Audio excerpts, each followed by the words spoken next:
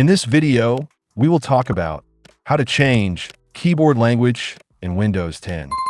Click on Start, open Settings, select Time and Language. On the left side, click on Language. Scroll down under Preferred Languages. Click your language. Then click on Options. Scroll down under Keyboards. Click on Add a Keyboard. Choose the keyboard layout you want. If the language isn't there, click on Add a Language. Then search and install it. Once you've added keyboard languages, you can switch easily.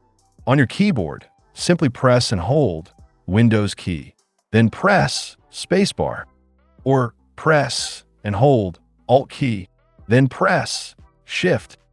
If nothing works, click the language icon and change your language. That's all for today. See you in the next video.